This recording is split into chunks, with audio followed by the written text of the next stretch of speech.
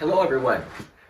I'm on vacation in Maine, and I'm here with one of Maine's newest residents, the Reverend Meg Williams, my good friend and our former dean.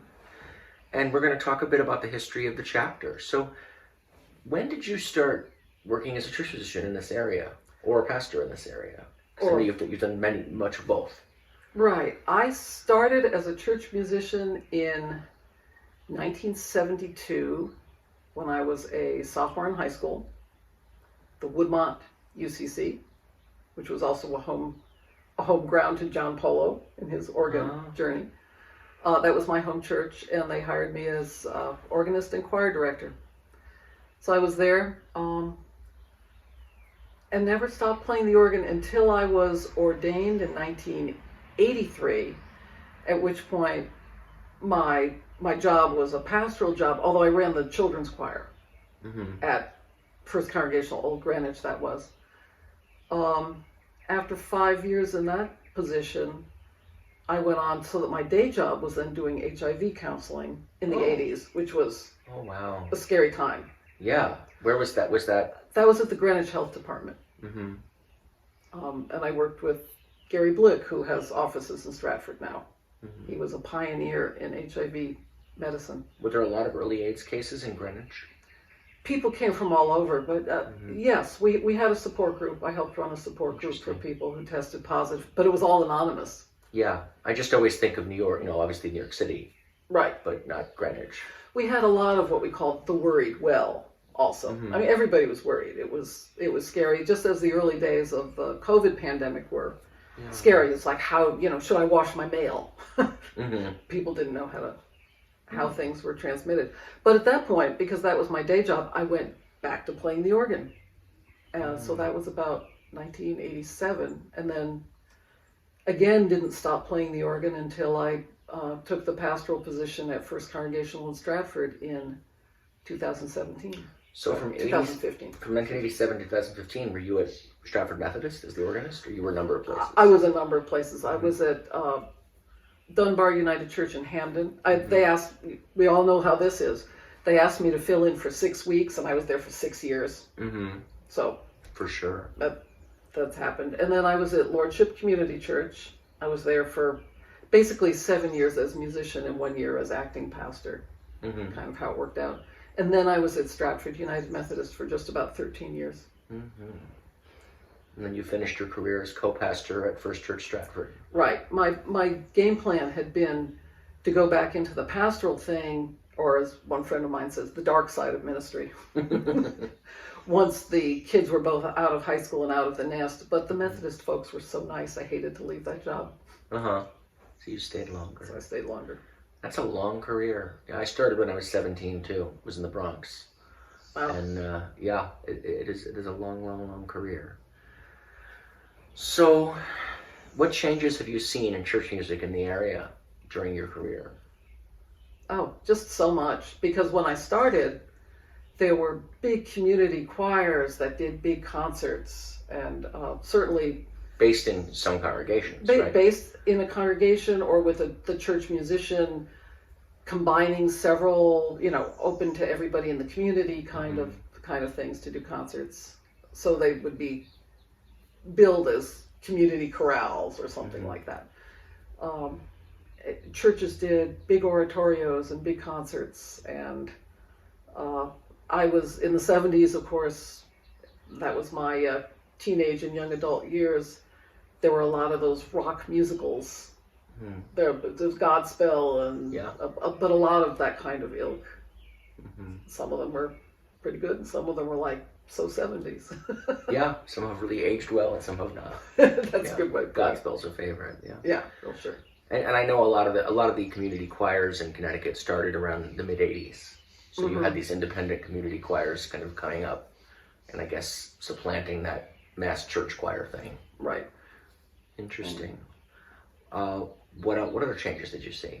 What else evolved? Or when I started, congregational hymnody was all pretty much what I would call foursquare. It was Our God, Our Help in Ages Past. It was, for me, the Pilgrim Hymnal. And then some of the influence of some of those musicals started to seep in. Pass It On was from one of those musicals. Oh, I didn't and know eventually became I learned part that of in children's choir in the early 1980s. Right, I taught In it the to a Catholic children's Church. choir. But it was something called Tell It Like It Is by Kurt Kaiser. I mean, okay. So it was actually, from one of those. And there's several songs like that made it into the common kind of hymnody knowledge, interestingly. Morning Has Broken, right, was made popular by Cat Stevens. Yes. And then we all went, oh, that's in the hymnal. How about that? Interesting. So the sort of folk influence came in, for better or worse. But my viewpoint, and I was very much, I was a Bach snob, totally. And I, over the years, came to Mello to say, whatever gets people to sing is a good thing. So. Certainly, yeah. I know we've seen the influx of world music. Oh, yeah, sure. Yeah, more diverse faces writing music, which is great. Yeah. It's interesting. So, where were you? Where I knew you did your graduate work at Yale, but where was your undergrad? My undergrad was at Boston University. In music. In music. I was a music ed organ major. So music ed major, but organ was my instrument. And I studied with Jack Fisher and with George Faxon. Wonderful. What was a highlight of your time there? Oh, so many things were good. I loved being in the chorus. Thomas Dunn, who was the conductor of the Handel and Haydn Society, became the choir director at BU while I was there. And so singing under him in the choir was great. Randall Thompson came and did a workshop with us on his Alleluia and told us exactly what to do in every measure and signed my copy. I have that. Oh, that's great. So there were some wonderful things. One of my favorite anecdotes was George Faxon, Uncle George, as we called him, was a musician at Trinity Church in Copley Square. And as students, we would go to recital there, and we would make fun of the recitalists because students always know better than anybody else. Oh, always. And we'd say, oh, they're playing the pedals too loud. They've got too many registrations wrong. They don't have it balanced. And one day I was there for a lesson, and I was learning the Vidor Toccata. And Uncle George had to leave for a moment for a phone call. And as I was playing, I couldn't hear the pedal line. So I kept adding stops and pulling and pulling and pulling. And he came back into the room and he said, gee whiz, Meg, there's a library across the street.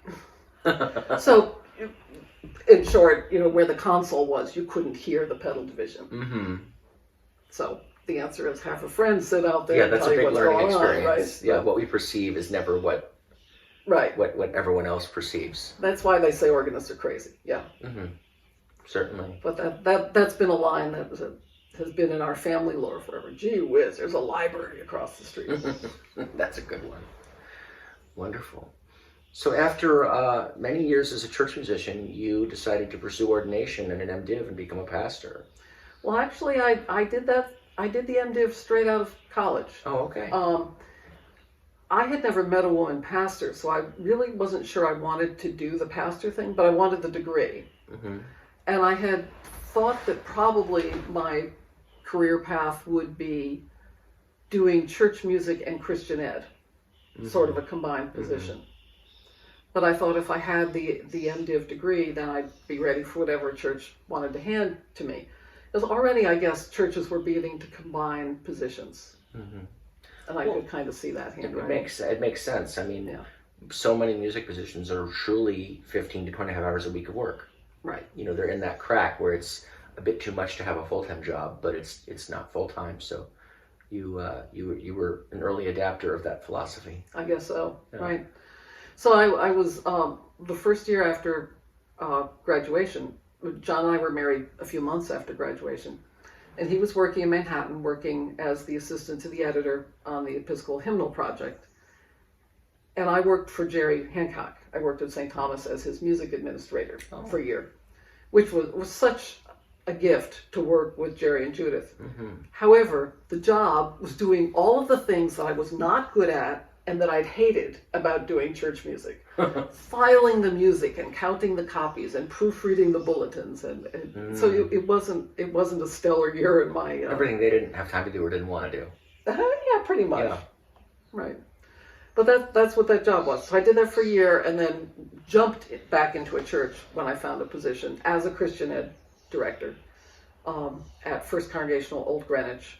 And after I had been there for a year or so, they said, we could make more use of you if you were ordained. And I was a little reluctant about the baggage that would entail in my life. The idea of, I have high standards for a pastor, I guess, so thought I'd always have to be on call, and I wasn't sure I really wanted that, but I went ahead and did that. So I was ordained in 1983, just about 39 years ago. How complex was the process? Since you had done your Master of Divinity right already. So I had checked off the boxes, but I had to write an ordination paper, statement of beliefs, and go in front of in the UCC ordination standing is with a committee in the association, which is like a district in the Methodist Church or a deanery in the Episcopal Church. And the committee had to pass on the paper and say to me, you haven't said enough about the problem of suffering in the world. Write more about that. So they challenged me some, but then eventually voted on me, and I was ordained. Yeah. You talked about you were reluctant because the pastor was seen as always available and always on call. Right. Did the reality of your career work out that way, or has that evolved? That has evolved. Now, in those early years, there were a few midnight or 1 a.m. phone calls. Certainly, yeah. And for me, at that point, we did not have children yet, but the idea of also having sleepless nights because of kids, I value my sleep. It was a great idea. But I have seen over the years people become much less willing to call the pastor at home. For instance, when landlines were still a thing. In my recent position in Stratford, people would apologize for calling my cell phone or for calling the landline. I was like, please call because this way I don't have to sit in the office waiting for you to call. Sure. I'd much rather them call me wherever I am. Yeah. So the idea is pastoral ministry is seen a little bit more, I think, as a profession and not just a lifestyle. I don't know if it's good or bad. It just is. I think it makes it more sustainable. Certainly.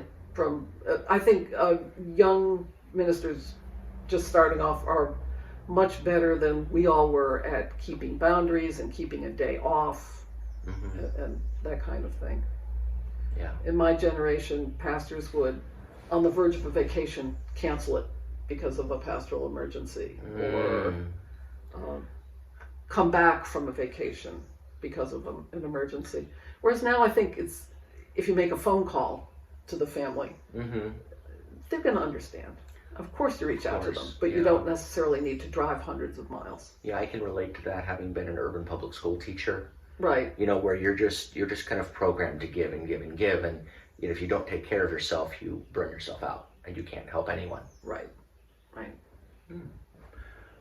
What is your favorite memory, or some of your favorite memories of being a pastor in our area?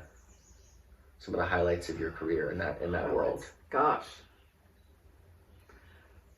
Hard to say. I learned I'd always loved to write, and I learned that I loved to write sermons. That it was a real challenge for me that I thrived on, to attack a piece of scripture and make sense of it for today's world and in words that I could say with integrity, and not just sound like a recording of some kind of canned theology. So I really valued that. I had fun with that. Fun being an interesting word there. No, professional fun, work fun. Yeah, gratifying. One of my most meaningful experiences was that I was filling in as sort of pastor on call for Lordship Community Church when they were between pastors. And that poor little church had about 10 deaths during 6 months, which in a small congregation is devastating. Devastating, right? But the Sandy Hook massacre happened during that time, and there was a young woman who was one of the teachers who was part of that church, and she had been in my children's choir. She and her siblings. So I knew the family quite well. And I ended up being the one to be on call and to walk that walk with them, and really with the whole town of Stratford. Because it, as we know, it affected a widespread bunch of people. Yeah, for sure. But that was something that'll be dear to my heart forever. Very much so. How about your career as a church musician? What are some highlights, things you look back on fondly now that you have hung it up for the moment?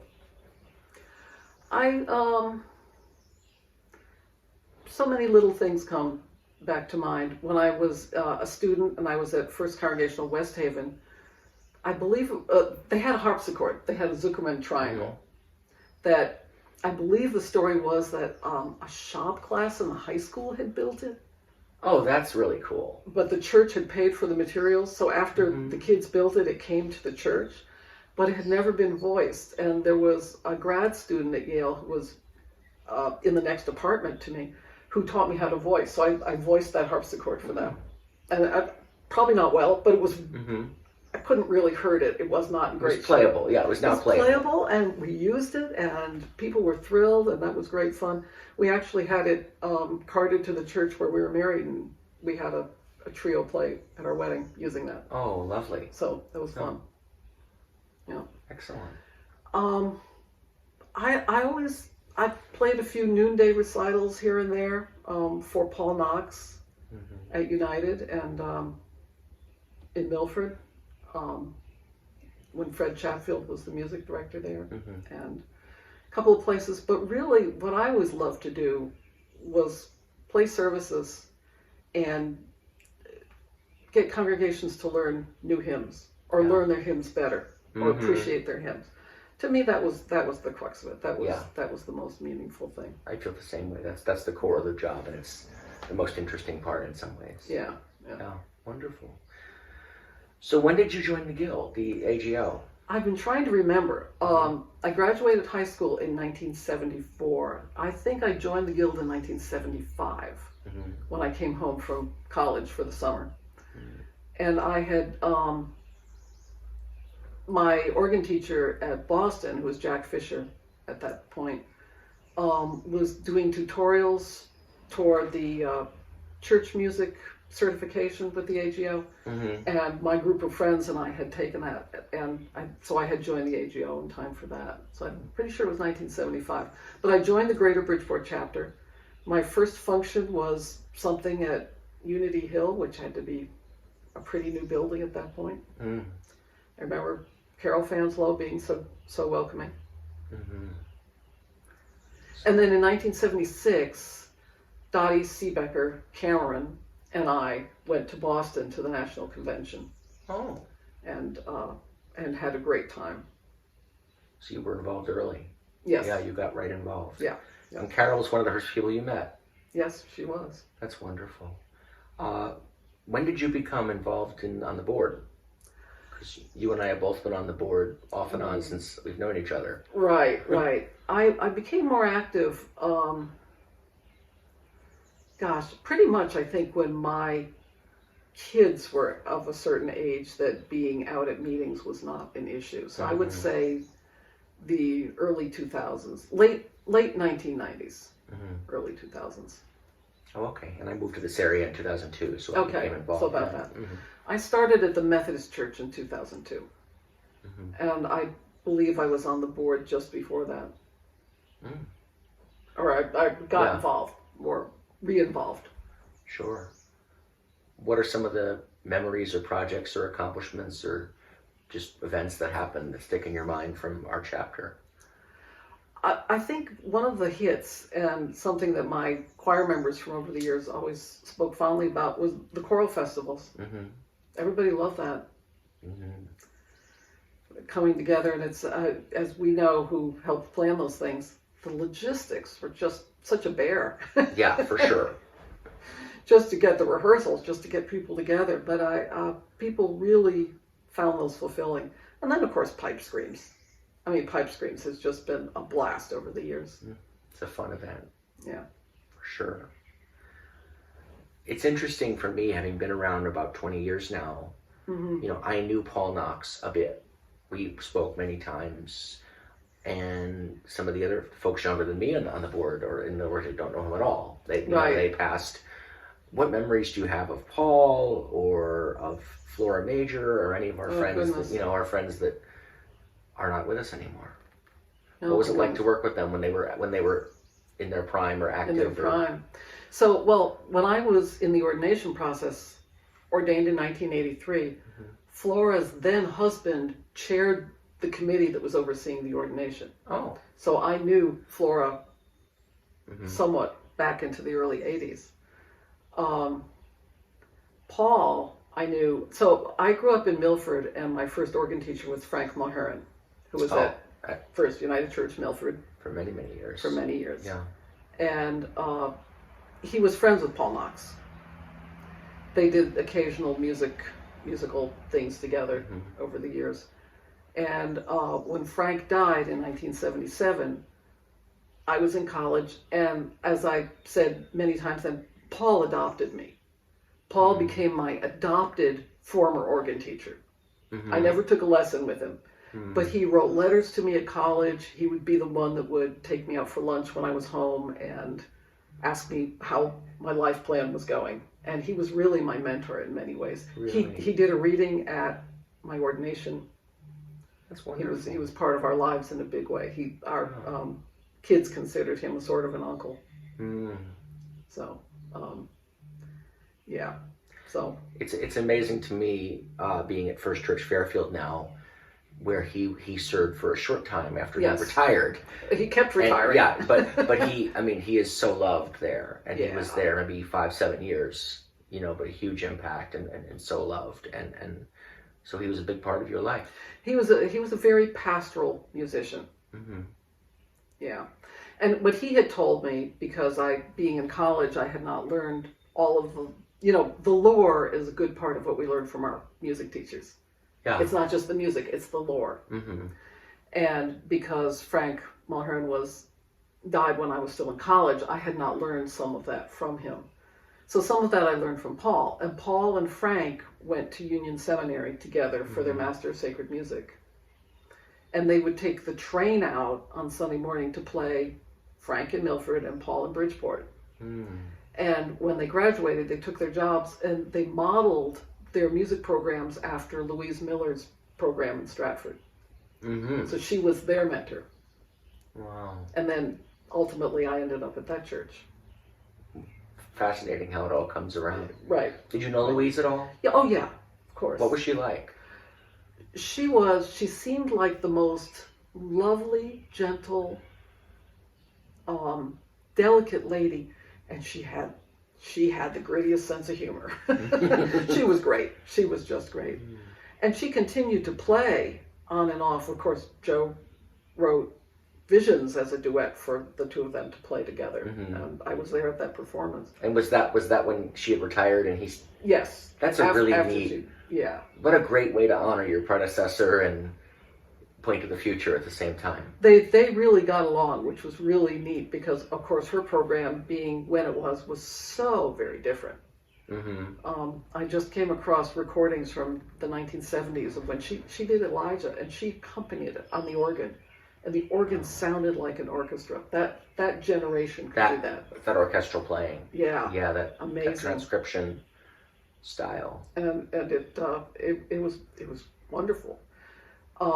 But then she appreciated Joe's very different take on music too, which was really neat. But Louise was a lovely person, and she finally stopped playing because I guess she would still, at her age, she would get nervous, and the doctors told her it wasn't good for her blood pressure.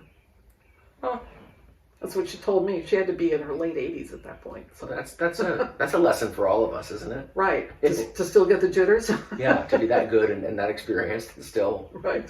My. That's amazing. Yeah. So we're trying to document some of the chapter's history for the 70th anniversary. Are there other people we should know about, or experiences, or just things you want to share? Well, Sonia Shopik was dean Mm-hmm. in my early years. She subbed for me when I was at St. Paul's Bridgeport. So I knew Sonia, and she was a lovely person, and she had a recorder ensemble. Oh, okay. And they would play at different functions, Mm-hmm. and that was really neat. She was so nice. She was one of the founders of the Greater Bridgeport Symphony, I think. That rings a bell. One of the very early.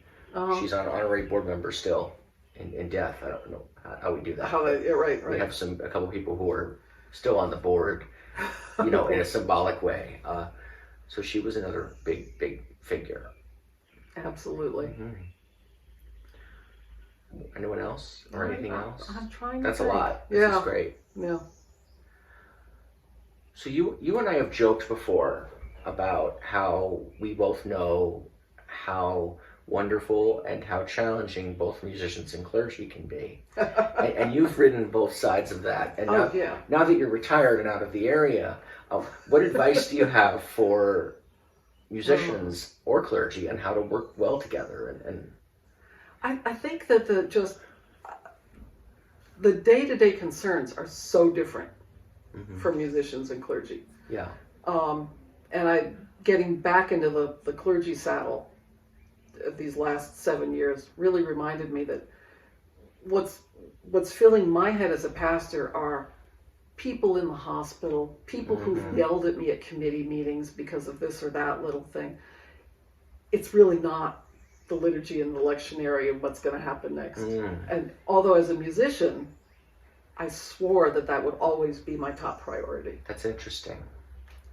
But it's so much other, it's administrative work and so many other things that take up 90% of your time as a pastor.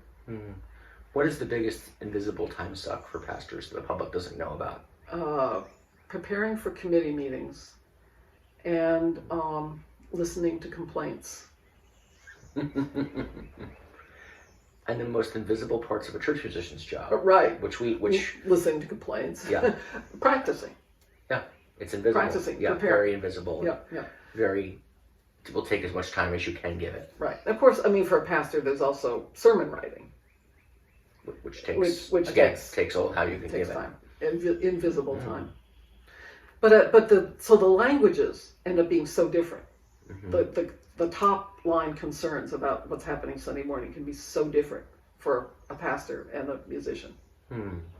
When Frank Mahern did the B minor Mass at Milford Church in spring of 1977, I drove down from Boston. Fred Chatfield and I drove down from Boston for it. I sang in it. I had rehearsed on school vacations and with LP records, so that I had learned my parts, so I could sing in it. And I said to myself, I never want to be a pastor so that I wouldn't be able to take part in something like this, because singing in a big choral work is the most meaningful thing that could possibly ever be in my life. And then I became a pastor, and I had to say, I can't sing in this or that or the other chorus. I can't be assured that I have those evenings free. Yeah, I wish I could, but I can't. Yeah. So it's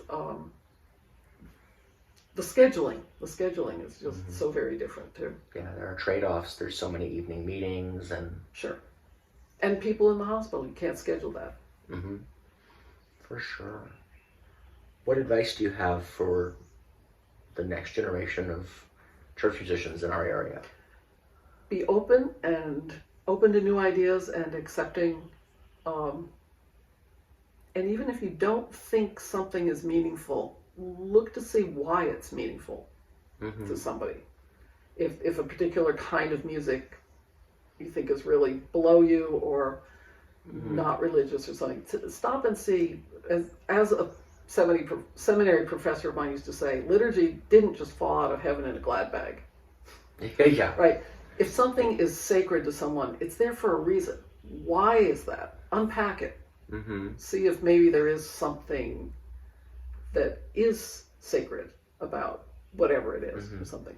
Sometimes I find that leads me to things that will also appeal to that person that are more theologically or musically or poetically interesting. Right. Compromise. Because I understand why that is valuable to them. Well, you like that, try this. Exactly. And rather than just saying, well, this is what I do. I think that's the biggest part of it. And I think in general, the answer for all of us needs to be patient with one another, no matter which side of the bench you're sitting on. Well, thank you so much. Good to talk to you. Good to talk with you. Wow. Welcome to Maine. Thank you.